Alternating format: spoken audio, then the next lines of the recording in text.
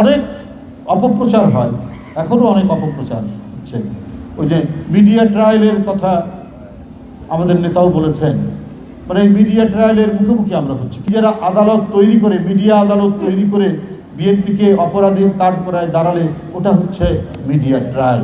কিন্তু এই যে কাজগুলো, এই যে মানব হিতৈষী কাজগুলো এখানে আমাদের নেতৃবৃন্দ সবাই করছেন, এইটা আমরা মিডিয়ায় কখনো দেখি না।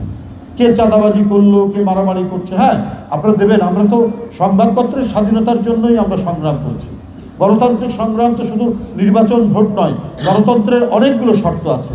বিচার বিভাগের স্বাধীনতা, ন্যায় বিচার পাওয়া, আইনের শাসন পাওয়া এবং সংবাদপত্রের স্বাধীনতা। কিন্তু যদি একতরফা বিএনপিকে অভিযুক্ত করে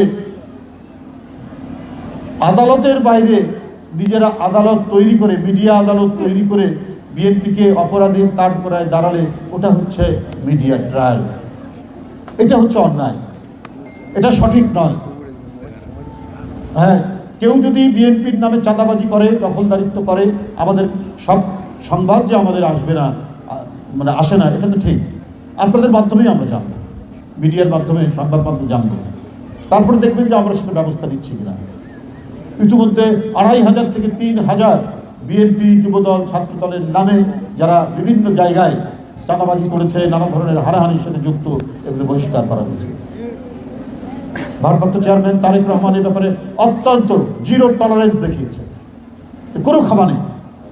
রাজনীতি মানে হচ্ছে মানব কল্যাণ, মানুষকে শান্তি দেওয়া, মানুষকে স্বস্তি দেওয়া। শেখ হাসিনার আমলের কোনো পুনরাবৃত্তি হোক, এইটা বিএনপি কখনো চায়নি, বিএনপি চায় না। বিএনপির উদাহরণই হচ্ছে মানুষকে শান্তিতে দেওয়া। জিয়াউর রহমানের সময়কে বলা হয় যে মানুষ ঘরের দরজা খুলে ঘুমাতে পারত। আইন শৃঙ্খলা পরিস্থিতির এমন উন্নতি তিনি ঘটিয়েছেন। ৭২ থেকে ৭৫ গত প্রধানমন্ত্রীর পিতার আমল ২০-২৫ হাজার বামপন্থী রাজনৈতিক নেতাকর্মীকে হত্যা, সিরাজ শিকদার হত্যা, মানুষ রাত্রে ঘুমাতে পারত না, অবাধ লুণ্ঠন, দুর্ভিক্ষ, হাহাকার, ক্ষুধার্ত মানুষ, প্রায় কয়েক লক্ষ মানুষ মারা গেছে।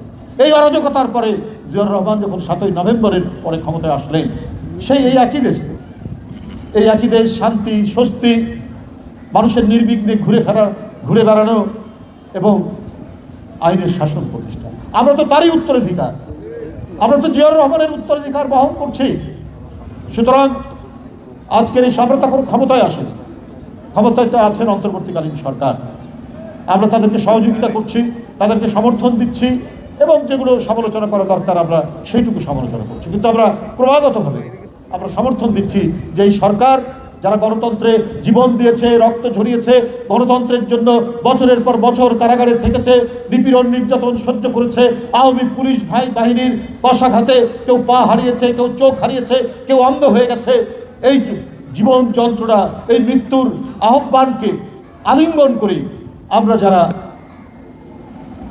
শেখ হাসিনার সেই ভয়াবহ সময় অতিক্রম করেছি, আমরা তো এমন একটি স্বস্তির সময় আমাদেরকে নিয়ে আসতে হবে যেখানে অবাধ সুষ্ঠু নির্বাচন হয়।